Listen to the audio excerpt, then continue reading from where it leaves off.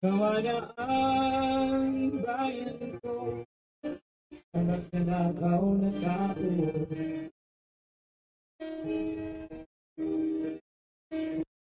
Magandang araw po sa inyong lahat mga kababayan, at eto nga, huli ang sabwatan na dapat makulong o bitay. Yan mga kababayan, speaker sibakin para mapayapa. Nako, yan po mga karibin natin ang ating aalamin at bibigyan ng komento ngayong araw na ito. Pero bago pong lahat, kung di ka pa po nakapag-subscribe sa ating munting channel, please don't forget to subscribe. At palike na rin po ng video ito. Maraming salamat po. At eto na nga, pasadahan na po natin ang mga nagtitrending na mga balita dito po sa mundo ng social media. At unahin nga po natin ito. Nako, ito, saludo po tayo dito. Palakpakan po natin. O, ito pong si Cavite 4th District Representative Francis Kiko Barsaga, mga kababayan, ay ito, mas gusto niya pong maging ganito ang mangyari sa Pilipinas, ano? Parang si former President Duterte din ang kanyang paninindigan. Ito po. Mass murders and child rapist deserve the death penalty. Why waste government resources keeping them alive in prison for decades when there's a simpler way to deal with them? Nako. Yan, ako personally mga kabayan, gusto ko rin po yung sinasabi ni Congressman ni Representative Francis Kiko Barsaga ng 4th District ng Cavite. Gusto ko rin po yun mga kababayan. Basta mapatunayan lang, di ba? Na sila po ay ganyan nga, mass murderers and rapists mga kababayan. Di ba? Kayo po ba? Ano pong masasabi nyo dito sa gustong mangyari? Sana magpanukala ka ng batas. Anyway, mayroon po, sa bagay, yung isa, di ba, yung isa nagpapanukal ng death penalty for the corrupt officials. Ito naman po, iba rin po yung death penalty na gusto niya. Para po sa mga gugurgur at mga, eto nga, di ba, rapist po yan, mga kababayan. Okay? Alright, ano po ang inyong masasabi dyan mga kababayan? Pero ako talaga personally, saludo po ako sa kanyang gustong mangyari. Maraming salamat sa iyo, Francis Kiko Barsaga ng 4th District ng Cavite po. Sana ay matupad mo yan. Magpanukala ka ng batas. Sigurado ako, suportado yan ng Pilipino, ng buong sambayan ng Pilipino. Ang problema lang, yung mga kasamahan mong buhaya dyan sa House of Representatives, di ba?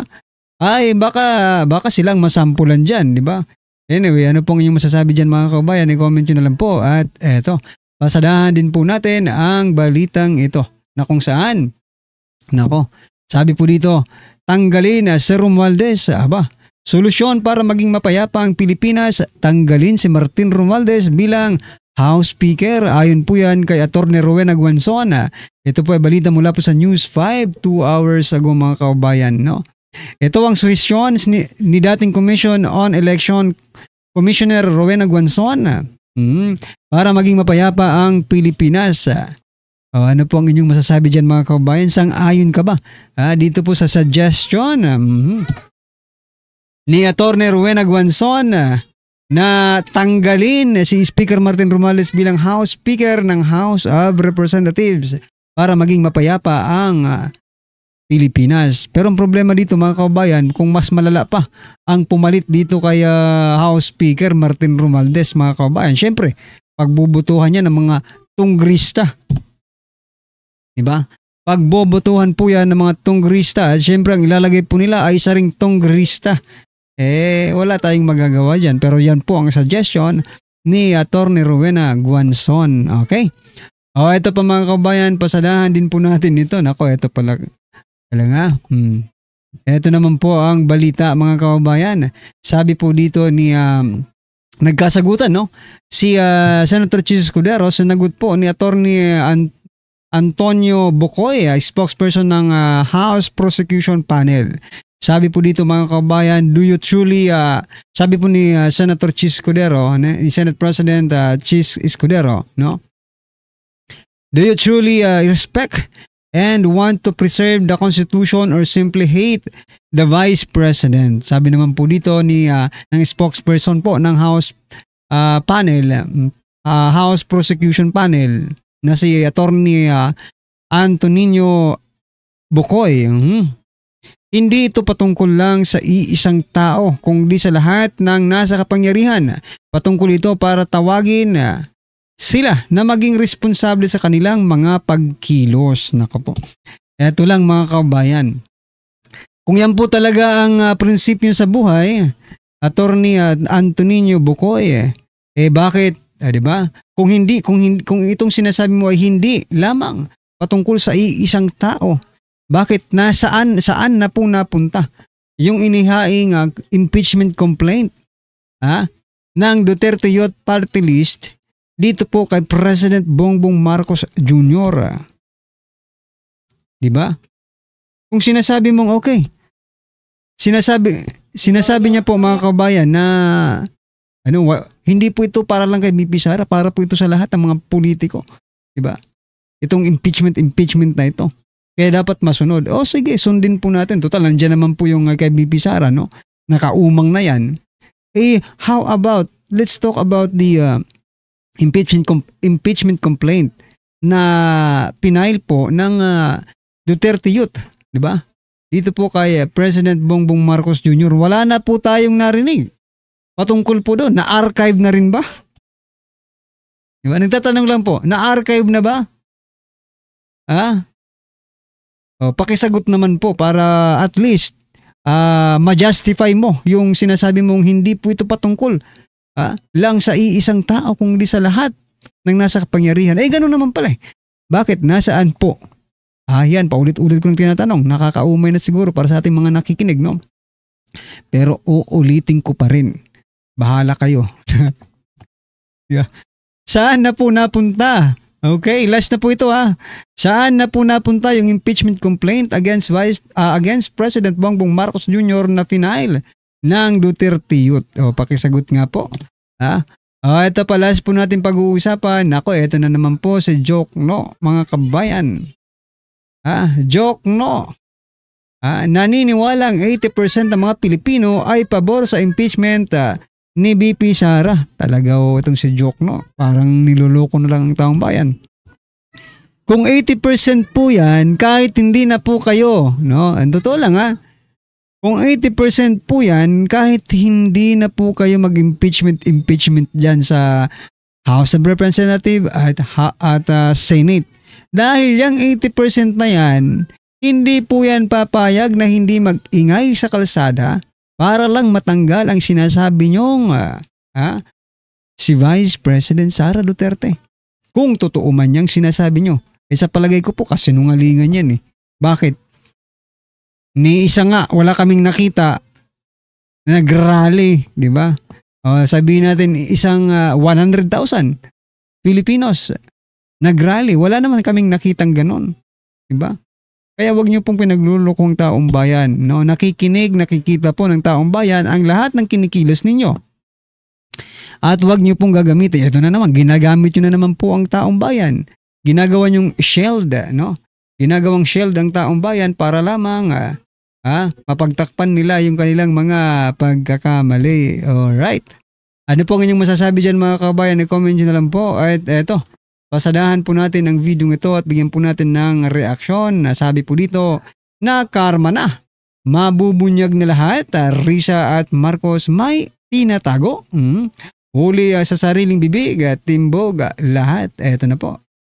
Ito ang nakakagulat. Viral at trending ngayon sa mundo ng social media ang di umano'y balitang matapos ipagpilitan na dapat ituloy ang impeachment ng laban kay Vice President Sara Duterte sa kabila ng pag-uutos ng Korte Suprema at ang pagbasura nito sa Article of Impeachment ng laban sa Vice Presidente. Senador Riza Hontiveros nasupalpal ni Senator Dante Marcoleta. Ito ang isa sa mainit na pinag-uusapan ngayon sa mundo ng social media matapos isagutin ng Sagip Party's representative ngayon ay senador at chairman ng Blue Ribbon Committee na si Rodante Marcoleta ang mga di umano'y katanungan ni Senador Risa Hontiveros patungkol sa dismissal order nito sa impeachment ng laban kay Vice President Sara Duterte. Pero bago ang lahat mga kapinas, kung bago ka pa lamang sa channel namin, ay huwag mong kalimutan mag-subscribe at pakiclick na din ang notification bell para mas maging updated ka pa lalo sa lahat pa ng bagong videos na i-upload namin.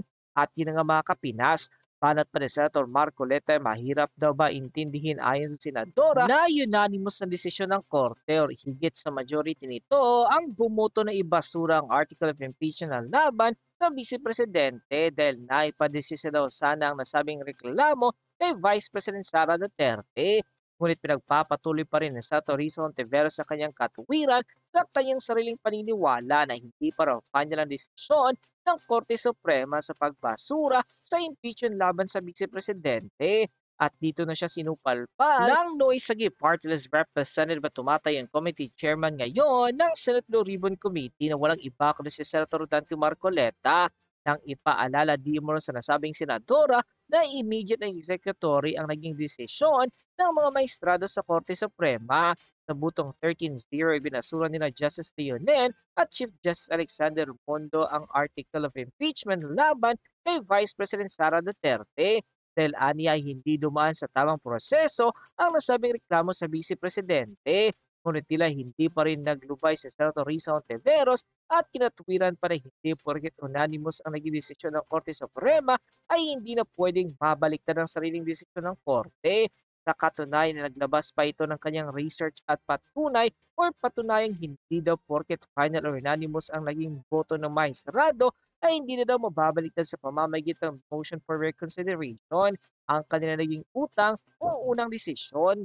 Ngunit sa hindi inaasahan ng tanong ni Senator Marcoleta kung ano ang matibay na ebidensya ni Senator Risa Hontiveros nang magsabi ito na hindi unang pagkakataon na na-reverse ang unanimous decision ng Korte. Sila dito na nagimbal ang senadora at dahil ayon mismo kay Senator Dante Marcoleta ay mukhang alam nito ang pinagsasabi ni Senator Risa Hontiveros at hindi daw sinanimous Supreme Court decision ang kanyang sinasabi sa plenaryo dahil kung tutusin ay naiiba ang sinabi ng Korte na ibinasura ang impeachment case laban kay Vice President Sara Duterte dahil sa kanilang naging desisyon, sinaliksik mismo ng Korte ang mga ebidensyang isinumite ng magkabilang panig. At dito ay napatunay na dapat nang ibasura with immediate na executory order ang impeachment ng laban kay Vice President Sara Duterte. Matapos nga lumabas ang balitang ito, ay umani agad ang samot-sari komento at reaksyon mula sa marami sa ating mga kababayan at marami nga sa kanila ngayon ang hindi napigilan ni kanilang sarili na maglabas ng kanilang hineng at komento sa mundo ng social media. The netizens posted, alam naman natin kung bakit gustong-gusto talaga nilang matuloy ang impeachment laban kay Vice President Sara Duterte.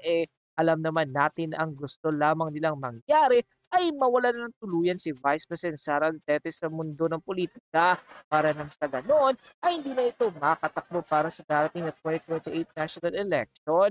Pero dyan sila nagkakamali kasi hanggang pangarap na lang yan lahat kasi kailanman ay hindi mananag yung kasamaan ng laban sa kabutihan. VP Sara is our next Philippine President. Kung nagbabalak pa silang siraan ng mga Duterte, lalong-lalo na si Vice President Sara Duterte, ay huwag na lamang nilang ituloy kasi mag-aaksaya lamang sila ng kanilang pagod, pera at panahon kasi hindi sila magtatagumpay.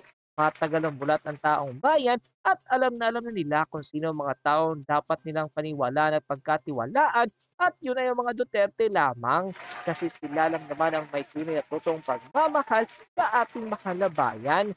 Kaya't hindi o kahit anong gawin ninyong pagpapabagsak sa mga Duterte ay itatayo ng taong bayan ang mga Duterte hanggang sa maging presidente na si Vice President Sara Duterte. And so, bigyan natin ngayon ng opinion, reaction itong post ni Ang Balita Ngayon.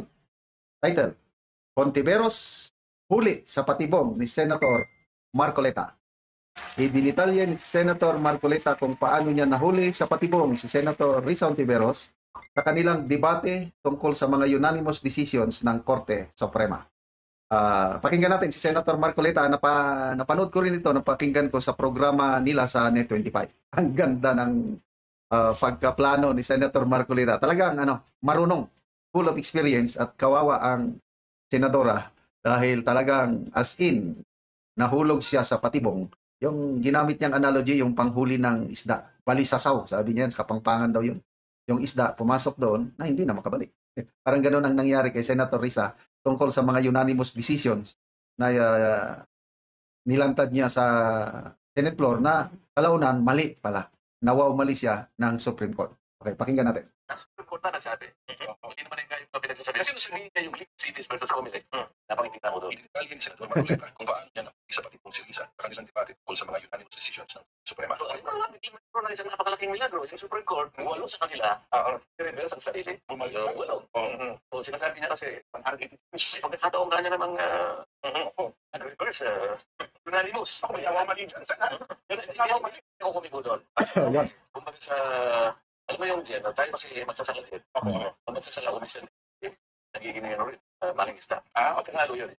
Kasi pagkatapos mo maitanim, may mga istang ano eh. Yan, correct yan. May mga pantat at haluan. Hito, dalag. Kasilo. Hindi ko kasi alam sa Tagalog. Sa Kapampangan, ang tawag namin, balisasa. Balisasa. Yung balisasa, isang ginawang pangsilo ng isda yun. Iuumang mo sa tubig yan.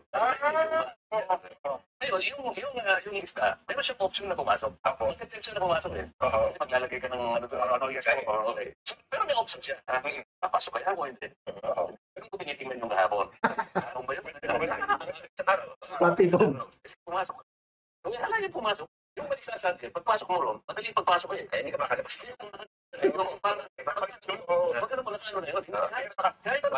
Hindi ka na pwedeng lumabas. Kung nangyari na yun. Ang Supreme Court na nagsabi. Mali pa rin kayo mga pinagsasabi mo. Kasi nung sabihin niya yung League of Cities versus Comelec, napangitin ako doon. Kaya ako nainumag yun. Inuman. Alam niya pala na hindi unanimous. Kaya lang naghintay lang siya na Risa mismo ang mangga. Ayan na. At saka ngayon, pinipilit niya magpaliwanag. Kung baga sa isda, sabi ko nga sa kanya, nahuli ka na ng balisasa, kapag gawin mo magpaikot-ikot, wala ka nalalabas. Yes. Kasi sa'yo. Ang katilan niya ngayon, sir, Ano? ay mabuti na ay umaamin na pagkakamali at stay tama. Tama ka, Twin. Sa paggamit mo ng tama ngayon, Namali. papalit ka na ito sa sinabi ko na wala pang nangyari. Yes. Dapat namin mo na yung sinabi ko, wala pa akong nakita. Sa tagal na pagiging abogado ko, wala pa akong nakita ng ganyan. Isipin mo, nandun yung tatlong karakter na talaga tinatatakutan ng isang abogado. Isipin mo, sasabihin sa'yo ng korte, unconstitutional. Yun lang pa. Dito lang, talagang palagi ko eh. Sa kanya, pati kaluluwa mo, mawawala. Pangalawa, Uy, addiction. Wala ka pa. Pagkatapos sinabi niya, violative of due process. Yun na matindi. Mag-i-MR ka ba rin? Kaya, hindi pala sa tatlong ito. Sasabihin niya ngayon na, hindi na may pagkakataon. Ngayon, yung pag-amin niya na mali siya, babalik tayo ito sinabi ko. Wala pa ako nakita ng ganyan. Dapat aminin niya rin. Tama si Kong Barboya, si Sen. Marcoleta. Kaya ano naman ang gusto ko sabihin niya? Ay mukhang hindi. Mukhang hindi yata umamin si Risa Hontiveros na tama itong si Senator Dante Marcoleta. Alam niyo mga kabayan, marami pong nagsabi sa mga social media comments na bawing-bawi tayo sa boto po natin dito kaya Senator Dante Marcoleta. Bawing-bawi ang Pilipinas. Kasi matalino mga kabayan, hindi yung tipong politikong namumulitika lang. Yung politikong may pagmamahal sa taong bayan. Yan po ang tatak na ito nga kung ano nga lang kung pwede nga lang mga kabayan kung ayaw pong maging presidente ng mga Duterte si Senator Dante Marcoleta na lang ang magpresidente. Di ba? Yan ay opinion ko lang. Magpresidente ka na lang Senator Dante Marcoleta. Total kung ayaw lang naman ng Duterte, pero kung gusto po ni Vice President Sara Duterte, mag-vice ka. Mag-vice ka po, mananalo ka. Promise, suportahan ka po ng napakaraming Pilipino na hangang-hanga sa pinapakita mong katalinuhan dyan po sa Senado. Maging noon pa man, doon po sa House of Representatives. Kaya palapakan po natin. Ayan mga kabayan, anyway, ano po ang inyong opinion, reaksyon patungkol po dito mga karibin natin, i-comment nyo na lang po. At yan, maraming salamat po. Kawa na ang bayan ko, ang magnanakaw na tao.